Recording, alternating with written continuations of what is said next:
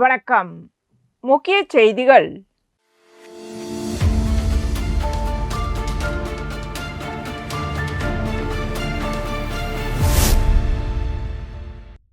நேதாஜி சுபாஷ் சந்திரபோஸ் பிறந்தநாள் விழா புதுச்சேரி அரசு சார்பில் அனுசரிக்கப்பட்டது. இதனை முன்னிட்டு லாஸ்பேட்டை உழவர் சந்தை சந்திப்பில் அமைந்துள்ள நேதாஜி சுபாஷ் சந்திரபோஸ் திருவுருவ சிலைக்கு முதலமைச்சர் ரங்கசாமி, சட்டப்பேரவைத் தலைவர் செல்வம், அமைச்சர் லட்சுமி நாராயணன், பாராளுமன்ற மாநிலங்களவை உறுப்பினர் செல்வ கணபதி, சட்டமன்ற உறுப்பினர்கள் கல்யாணசுந்தரம், பாஸ்கர் என்கின்ற தட்சிணாமூர்த்தி, லட்சுமிகாந்தன், செல்வம் ஆகியோர் மாலை அணிவித்து மரியாதை செலுத்தினர்.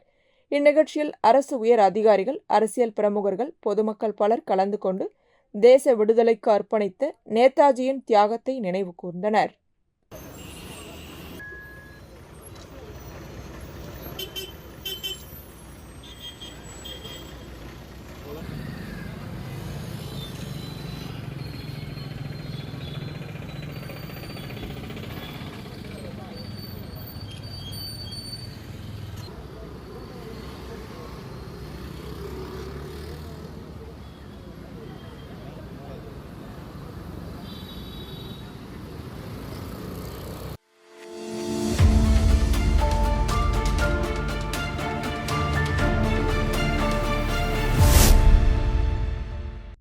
புதுச்சேரி மாநில நகர பகுதிகளில் குடிநீரில் அதிக உவர்ப்புத்தன்மை உள்ள இடங்களில் தூய்மையான குடிநீர் வழங்கும் நோக்கில் மத்திய அரசின் ஷாஷி திட்டத்தின் கீழ் ரூபாய் 7.20 கோடி மதிப்பீட்டில் புதிய குடிநீர் சுத்திகரிப்பு மற்றும் வழங்கும் நிலையங்கள் அமைக்க அரசாணை பெறப்பட்டுள்ளது.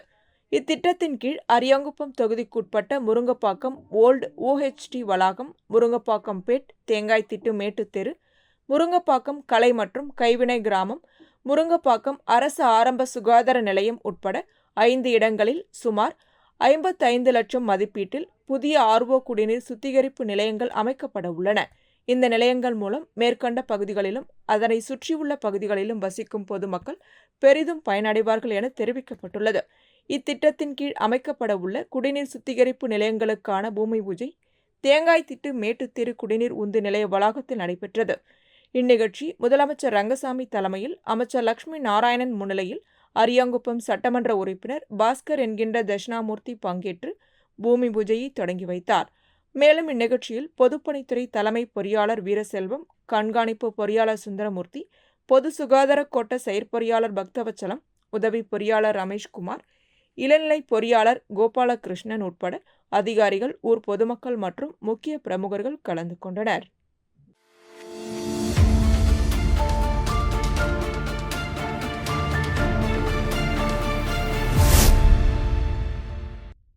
புதுச்சேரி ஸ்மார்ட் சிட்டி திட்டத்தின் கீழ் லாஸ்பேட்டை தொகுதியில் சலவையாளர் நகரில் ரூபாய் 2 கோடி செலவில் 25 புதிய துணி சேமிப்பறைகள், 5 பழைய துணி சேமிப்பறைகள், 1614 சதுர அடி பரப்பளவில் புதிய துணிகள் உலர்த்தும் கூடம், 81 துணி உலர்த்தும் கம்பங்கள், முழுமையான புதைவட மின்சார வசதி மற்றும் உள்பாதைகள் என அதிநவீன முறையில் கட்டி முடிக்கப்பட்டது.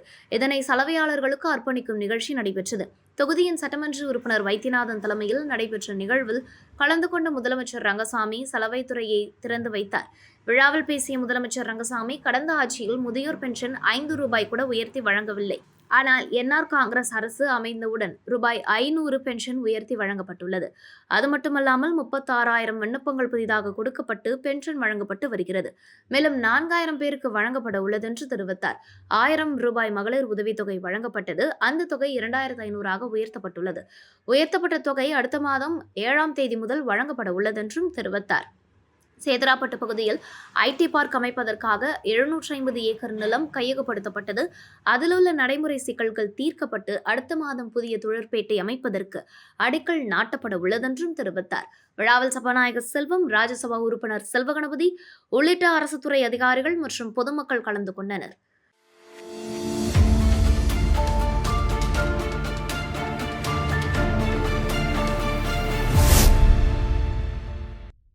சாலை பாதுகாப்பு விதிகள் முறையாக பின்பற்றப்படாததே 70% சாலை விபத்துக்களுக்கு காரணம் என கூறப்படும் நிலையில், குறிப்பாக ஓட்டுநர் உரிமம் இல்லாமல் பெண்கள் வாகனம் ஓட்டுவதால் ஏற்படும் விபத்துக்கள் அதிகரித்து வருகின்றன.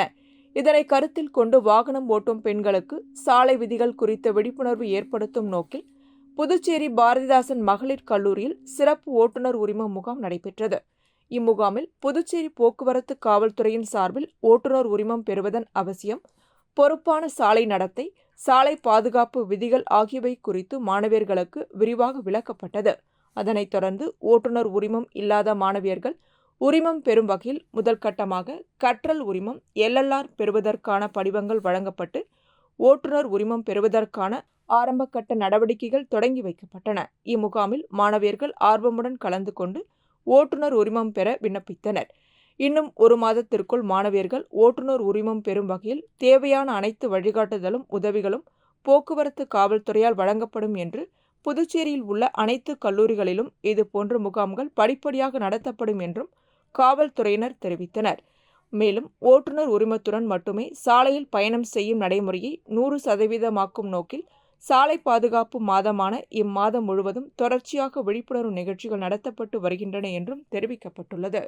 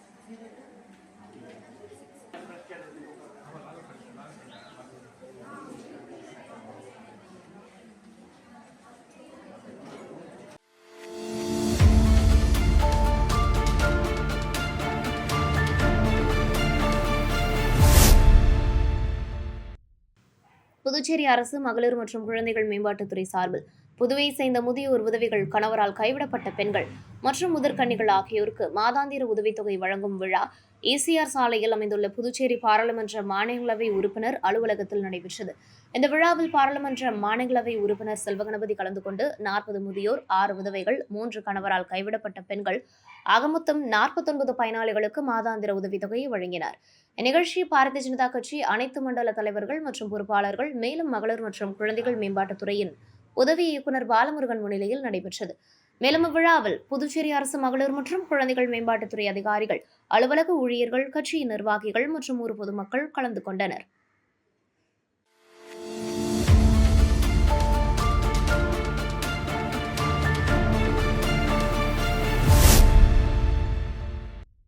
இந்திரா காந்தி மருத்துவக் கல்லூரி மற்றும் ஆராய்ச்சி நிறுவனம் மற்றும் பாண்டிச்சேரி இரத்த பரிமாற்ற குழுமம் சார்பில் தேசிய தன்னார்வ இரத்த தான மாத விழா 2026 இந்திரா காந்தி அரசு மருத்துவக் கல்லூரி வளாகத்தில் நடைபெற்றது.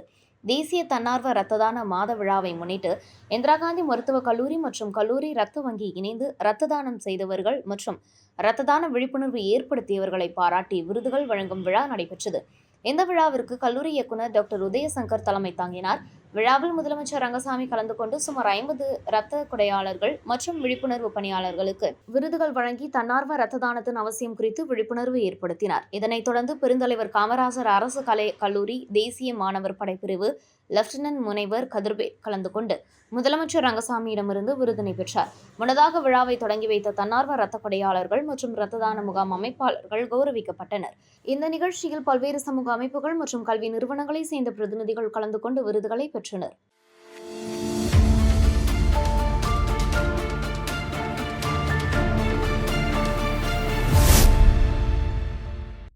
புதுச்சேரி வில்லியனூர் கொம்பியன் தொண்டமானத்தம் ஸ்ரீ பிடாரி மீனாட்சி அம்மன் திருக்கோவில் மற்றும் ஸ்ரீதேவி பூதேவி சமேத ஸ்ரீ வரதராஜ பெருமாள் திருக்கோவிலில் பாலாலயம் நிகழ்ச்சி நடைபெற்றது. இதனை முன்னிட்டு கடந்த வியாழக்கிழமை ஸ்ரீ பிடாரி மீனாட்சி அம்மன் ஆலயத்தில் மங்கள இசை, விக்னேஸ்வர பூஜை, மகா கணபதி ஹோமம், வாஸ்து சாந்தி, முதல் கால யாகசாலை பூஜை ஆகியவை நடைபெற்றன. தொடர்ந்து மங்கள இசை, விக்னேஸ்வர பூஜை, 2ஆம் கால யாகசாலை பூஜை, மூலமந்திர ஹோமம், கடம் புறப்பாடு நடைபெற்றது. பின்னர் சித்திர பலகை பிரதிஷ்டை செய்யப்பட்டு அதன் தொடர்ச்சியாக கலசாபிஷேகம் நடைபெற்றது. அதனைத் தொடர்ந்து ஸ்ரீ வரதராஜ பெருமாள் திருக்கோவிலில் நித்திய ஹோமம், ஷண்ணவதி ஹோமம், யாத்ரா தானம் மற்றும் கடம் புறப்பாடு நடைபெற்றது. பின்னர் சாற்றுமறை நடைபெற்று மூலவர் பாலாலயத்தில் தினசரி பூஜைகள் மற்றும் தீர்த்த பிரசாத விநியோகம் நடைபெற்றது. இந்நிகழ்ச்சியில் முன்னாள் அமைச்சரும் தொகுதியின் சட்டமன்ற உறுப்பினருமான சாய்ஜே சரவணகுமார் மற்றும் முன்னாள் சட்டமன்ற உறுப்பினர் தீபாய்ந்தான் ஆகியோர் கலந்து கொண்டு சுவாமி தரிசனம் செய்தனர். இதனைத் தொடர்ந்து ஆலயத்தில் இருவருக்கும் முதல் மரியாதை செய்யப்பட்டது. மேலும் விழாவில் கலந்து கொண்ட பக்தர்களுக்கு பிரசாதம் வழங்கப்பட்டது. இந்நிகழ்ச்சியில் ஆலய அறங்காவல் குழு தலைவர் சத்தியமூர்த்தி, முன்னாள் அறங்காவல் குழு தலைவர் மனோகரன், கோவில் நிர்வாகிகள், முக்கிய பிரமுகர்கள் மற்றும் பொதுமக்கள் கலந்து கொண்டனர். இந்த பாலாலயம் நிகழ்ச்சிக்கான ஏற்பாடுகளை திருப்பணி குழுவினர் மற்றும் தொண்டமனத்தம் கிராம பொதுமக்கள் செய்திருந்தனர்.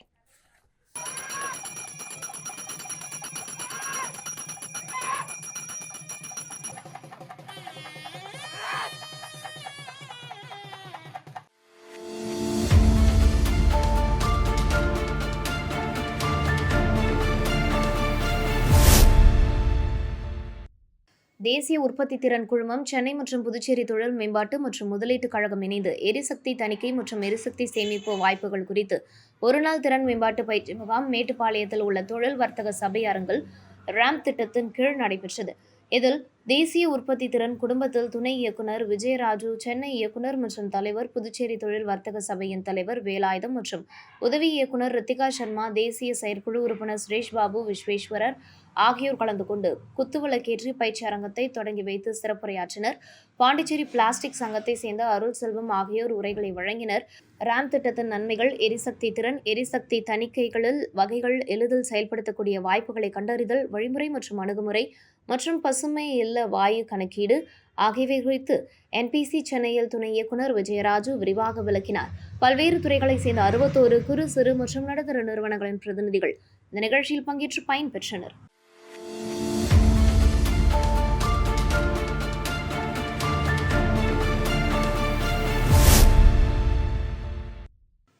புதுச்சேரி வக்ஃப் வாரியத்திற்கு சொந்தமான இடத்தில் இஸ்லாமிய மக்களுக்கு அடுக்குமாடி குடியிருப்புகள் கட்டித்தர வேண்டும் என்ற கோரிக்கையை முஸ்லிம் சமுதாயத்தினர் சார்பில் நீண்ட காலமாக புதுச்சேரி அரசிடம் வைக்கப்பட்டு வந்தது.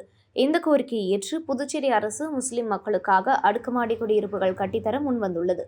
இதற்காக வட்டியில்லா நீண்டகால கடன் திட்டத்தின் கீழ் ஹஜ்ரத் சையத் அகமது மௌலா சாஹிப் வலியுல்லா தர்கா ஷரீப் வக்ஃப் சொத்தில் அடுக்குமாடி குடியிருப்பு கட்ட திட்டமிடப்பட்டுள்ளது. இந்த திட்டத்திற்கு முதலமைச்சர் ரங்கசாமி ஆட்சி காலத்திலேயே பூமி பூஜை நடத்தப்பட வேண்டும் என தர்கா நிர்வாகம் மற்றும் முஸ்லிம் சமுதாய பிரதிநிதிகள் வலியுறுத்தி உள்ளனர். இந்நிலையில் அடுக்குமாடி குடியிருப்பு கட்டுவதற்கான விண்ணப்ப விநியோகம் தொடங்கப்பட்டது. இதனை முன்னிட்டு தர்காவில் நிர்வாகிகள் முன்னிலையில் விண்ணப்பங்களை வைத்து சிறப்பு வழிபாடு நடைபெற்றது. இதனைத் தொடர்ந்து செய்தியாளர்களை சந்தித்த தர்கா நிர்வாகிகள், புதுச்சேரியில் வசித்து வரும் வறுமை கோட்டிற்கு கீழ் வாழும் முஸ்லிம் சமுதாய மக்கள் அடுக்குமாடி குடியிருப்பு தேவையுடையவர்கள் வரும் 31ஆம் தேதி வரை விண்ணப்பிக்கலாம் என தெரிவித்தனர். மேலும் விண்ணப்பிக்க விரும்புவோர் குடும்ப உறுப்பினர்கள் ஒவ்வொருவரின் ஆதார் அட்டை நகல், குடும்ப அட்டை நகல், குடும்ப உறுப்பினர்கள் ஒவ்வொருவரின் பாஸ்போர்ட் அளவு புகைப்படம் ஆகியவற்றை இணைத்து விண்ணப்பிக்க வேண்டும் என தர்கா நிர்வாகம் வலியுறுத்தியுள்ளது. புதுச்சேரி மாநில முதலமைச்சர் அவர்களின் சிறிய வழிகாட்டுதலின்படி புதுச்சேரி மாநில வக்ஃப் வாரிய நிர்வாக கட்டுப்பாட்டின் கீழ் நிர்வகிக்கப்படும் இந்த தர்காவிற்கு சொந்தமான நிலத்தில் அடுக்குமாடி குடியிருப்பு வேண்டி ஏழை எளிய முஸ்லிம் சமுதாய மக்கள் அரசுக்கு வெகு நாளாக கோரிக்கை வைத்திருந்தார்கள். புதுச்சேரி அரசு மாநில வக்ஃப் வாரியம் இவர்களின் கோரிக்கையை பரிசீலனை செய்து தற்பொழுது அடுக்குமாடி குடியிருப்பு கட்டுவதற்கான தேவையான நடவடிக்கைகளை தர்கா நிர்வாகத்தை மேற்கொள்ள வலியுறுத்தியிருந்தது. அதன் அடிப்படையில் இன்று வறுமை கோட்டுக்கு கீழ் வாழும் ஏழை எளிய முஸ்லிம் சமுதாய மக்களின் நீண்டகால கோரிக்கையான அடுக்குமாடி குடியிருப்புக்கான விண்ணப்பம் இன்று பொதுமக்களுக்கு வழங்கப்பட்டது.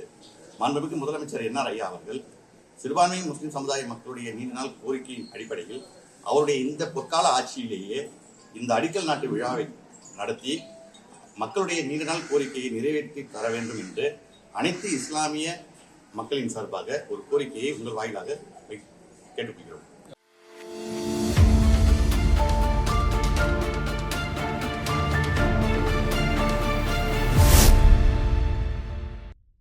புதுச்சேரி பள்ளி கல்வித்துறையில் பணியாற்றி வரும் 292 கௌரவ விரிவுரையாளர்கள் மற்றும் ஒப்பந்த ஆசிரியர்களை பணி நிரந்தரம் செய்யக்கோரி நடைபெற்று வரும் காத்திருப்பு போராட்டத்திற்கு அம்மா மக்கள் முன்னேற்றக் கழகத்தின் சார்பில் ஆதரவு தெரிவிக்கப்பட்டுள்ளது. சட்டமன்றத்தில் அளிக்கப்பட்ட வாக்குறுதியை நிறைவேற்றக் கோரி ஆசிரியர்கள் மேற்கொண்டு வரும் இந்த போராட்ட களத்திற்கு அமமுக மாநில கழக இணை செயலாளர் லாவண்யா நேரில் சென்று போராட்டத்தில் ஈடுபட்டுள்ள ஆசிரியர்களை சந்தித்தார். அப்பொழுது ஆசிரியர்களின் கோரிக்கைகள் மற்றும் நீண்டகால பணிச்சுமை குறித்து கேட்டறிந்த அவர் கழகத்தின் சார்பில் முழுமையான ஆதரவை தெரிவித்தார். இதனைத் தொடர்ந்து அமமுக மாநில இணை செயலாளர் லாவண்யா முதலமைச்சர் ரங்கசாமியை அப்பா பைத்திய சுவாமி கோவிலில் நேரில் சந்தித்து ஆசிரியர்களின் கோரிக்கைகள் குறித்து விவாதித்தார். கடந்த பல ஆண்டுகளாக பணியாற்றி வரும் 292 ஆசிரியர்களின் பணி பாதுகாப்பு மற்றும் வாழ்வாதாரத்தை கருத்தில் கொண்டு அவர்களை உடனடியாக பணி நிரந்தரம் செய்ய வேண்டும் என அவர் வலியுறுத்தி பரிந்துரை செய்தார்.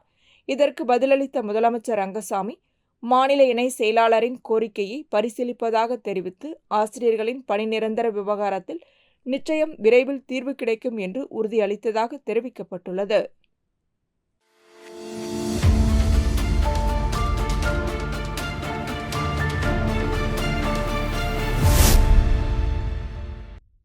உணவு மற்றும் பொது விநியோகத்துறை இணை செயலாளர் ரவிசங்கர், இயக்குனர் விபா சாகல், புதுச்சேரி இந்திய உணவுக் கழக மண்டல மேலாளர் மீனா, மேலாளர் நாயக் ஆகியோர் கொண்ட குழுவினர் ஆரோவில்லிற்கு வருகை புரிந்தனர்.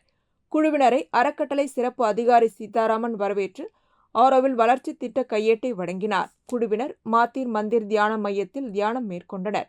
தொடர்ந்து அங்குள்ள பூங்காக்களை பார்வையிட்டனர். பின்னர் அந்த குழுவினருடன் நடந்த வளர்ச்சி திட்டம் குறித்த ஆலோசனைக் கூட்டத்தில் அரவிந்தர் மற்றும் அன்னையின் ஆன்மீக தொலைநோக்கு பார்வை மற்றும் ஆரோவில் சர்வதேச நகரத்தின் முதன்மை திட்டம் குறித்து விளக்கம் அளிக்கப்பட்டது. அப்பொழுது அறக்கட்டளை செயலர் ஜெயந்தி ரவி அவர்களுடன் காணொலி மூலம் இணைந்து மத்திய வங்கி டிஜிட்டல் கரன்சி குறித்து கலந்துரையாடினார். உள்ளூர் டிஜிட்டல் நிதி முறையை உருவாக்கும் திட்டம் இருப்பதாக அறக்கட்டளை செயலர் அவர்களிடம் தெரிவித்தார். குழுவினர் ஆரோவிலின் ஒருங்கிணைந்த கல்வி மற்றும் ஆராய்ச்சி மையத்தின் நிர்வாகிகளை சந்தித்து ஆரோவில் பள்ளிகளில் பின்பற்றப்படும் ஒருங்கிணைந்த கல்வி முறை குறித்து கேட்டறிந்தனர். இந்த உயர்மட்ட ஆலோசனை மத்திய நிர்வாக அமைப்புகளுக்கும் ஆரோவில் திட்டத்திற்கும் இடையிலான உறவை மேலும் வலுப்படுத்தும் என அறக்கட்டளை நிர்வாகிகள் தெரிவித்தனர்.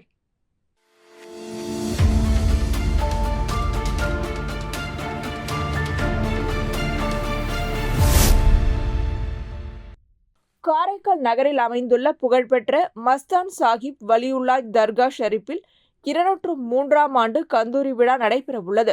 இந்த கந்தூரி விழாவை முன்னிட்டு தாம்பரம் ஏற்றும் நிகழ்ச்சியில் இஸ்லாமியர்கள் மற்றும் தர்கா நிர்வாகிகள் பங்கேற்புடன் பக்தி பூர்வமாக நடைபெற்றது.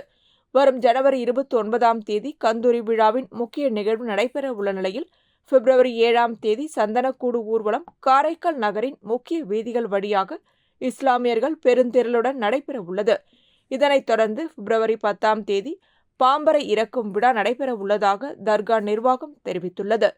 இந்த கந்தூரி விழாவில் பல்வேறு பகுதிகளில் இருந்து ஆயிரக்கணக்கான இஸ்லாமியர்கள் கலந்து கொண்டு இறைவனை வேண்டி சிறப்பு பிரார்த்தனைகள் மேற்கொள்ள உள்ளனர். விழாவிற்கான அனைத்து ஏற்பாடுகளையும் தர்கா நிர்வாகத்தின் சார்பில் செய்து வரப்படுவதாக தெரிவிக்கப்பட்டுள்ளது.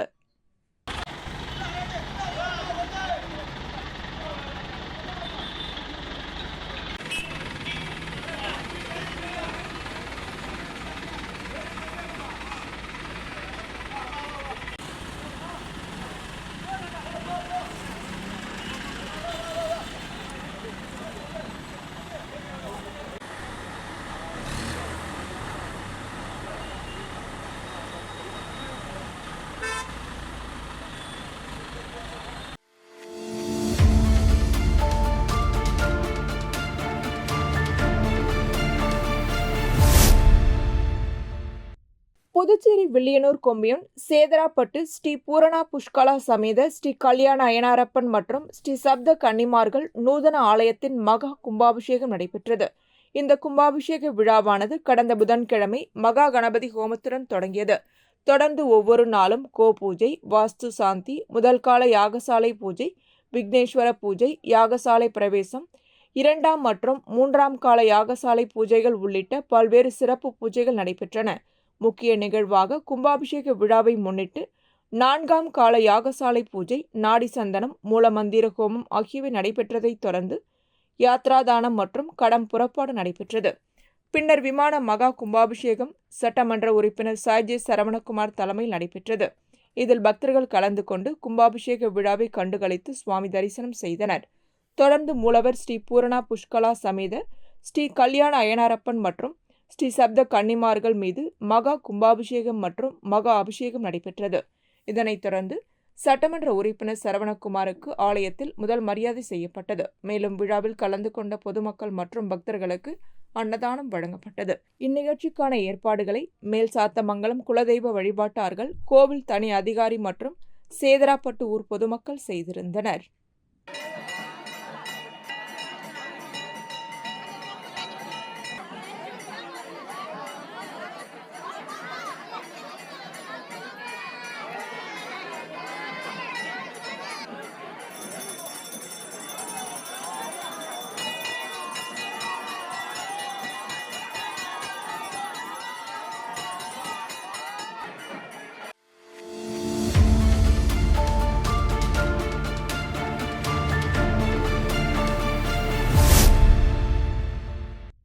தமிழக சட்டமன்ற தேர்தல் நடைபெற இன்னும் 2 மாதங்களே உள்ள நிலையில் தமிழக வெற்றி கழகத்திற்கு தேர்தல் ஆணையம் விசில் சின்னத்தை ஒதுக்கியுள்ளது. இச்சின்னத்தை பொதுமக்களுக்கு அறிமுகப்படுத்தும் வகையில் புதுச்சேரி மாநில தமிழக வெற்றி கழக பிரமுகரும் முன்னாள் சட்டமன்ற உறுப்பினருமான சாமிநாதன் தலைமையில் அண்ணா சிலை அருகே வெற்றி கொண்டாட்ட நிகழ்ச்சி நடைபெற்றது. இந்நிகழ்ச்சியில் 100க்கும் மேற்பட்ட தமிழக வெற்றி கழகத்தினர் கலந்து கொண்டு விசில் அடித்தபடி விசில் சின்னத்தை பொதுமக்களுக்கு அறிமுகப்படுத்தினர். மேலும் சாலையில் சென்ற பொதுமக்களும் உழவர் சந்தையில் உள்ள வியாபாரிகளுக்கும் இனிப்புகள் வழங்கி கொண்டாடினர். சின்னம் அறிமுகம் மற்றும் வெற்றி கொண்டாட்டத்தில் கலந்து கொண்ட கழகத்தினர் தொடர்ந்து விசில் அடித்தபடி கொண்டாடியதால் அப்பகுதி வழியாக சென்ற அனைவரின் கவனத்தையும் ஈர்த்தனர்.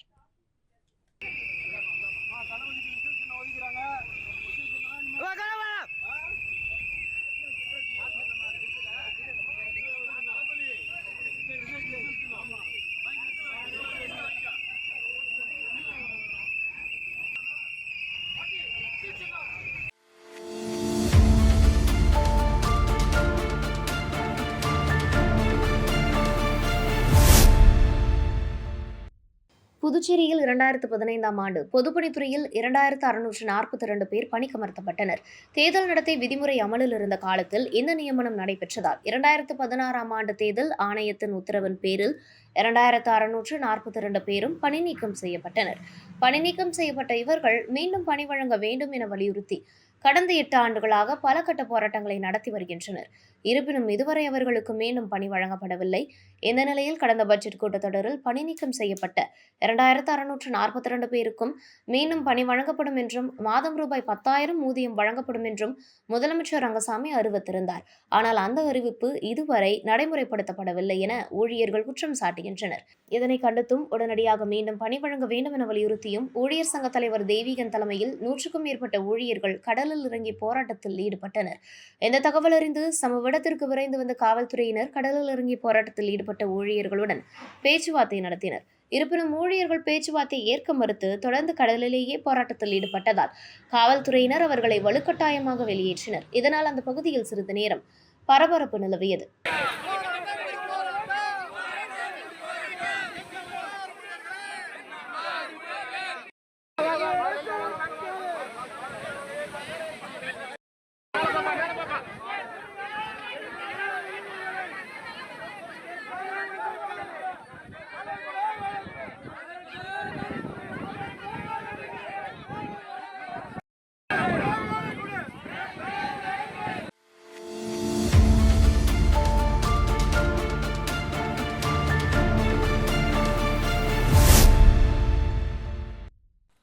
ஈரோடு ஜெம் இன்டர்நேஷனல் கல்லூரி ஒவ்வொரு ஆண்டும் நாடக பிரிவு, கல்வியியல் பிரிவு, சமூக சேவை போன்ற பல துறைகளில் சிறந்து விளங்குபவர்களுக்கும் பல சாதனைகள் புரிந்த மாணவ மாணவியர்களுக்கும் விருது வழங்கி சிறப்பிக்கும் பாரம்பரியத்தை கொண்டுள்ளது.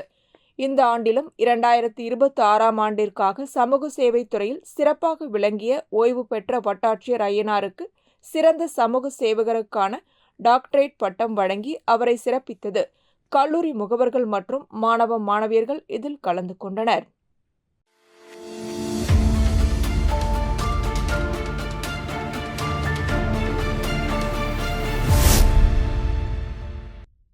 புதுச்சேரி பெரியகாலாப்பட்டு சுனாமி குடியிருப்பில் வசிக்கும் தம்பிராஜ் மனைவி தேவி குடியிருப்பு மக்கள் நலசங்க தலைவர் குமார் வீட்டிற்கு நேரில் சென்று தாம் கைப்பட எழுதிய மன்னிப்பு கடிதத்தை வழங்கி மன்னிப்பு கேட்ட சம்பவம் பரபரப்பை ஏற்படுத்தியுள்ளது. 2023ஆம் ஆண்டு தம்பிராஜ் அளித்த புகாரின் பேரில் வழக்கில் குமார் மீது வழக்கு பதிவு செய்யப்பட்டு அவர் காரைக்கால் மாவட்டத்தில் 21 நாள் கண்டிஷன் பெயிலில் கையெழுத்திட்டு ஜாமீனில் வெளியே வந்த நிலையில் இந்த வழக்கு தற்போது தீர்ப்புக்காக காத்திருக்கிறது. மன்னிப்பு கடிதத்தில் காவல் நிலையத்தில் எஸ்ஐ கூறியபடி இல்லாத சம்பவங்களை எழுத வைத்ததாகவும் மனசாட்சிப்படி செய்தது தவறு என உணர்ந்து வருத்தம் தெரிவிப்பதாகவும் தேவி தெரிவித்துள்ளார். இத்துடன் செய்திகள் நிறைவடைகின்றன. வணக்கம்.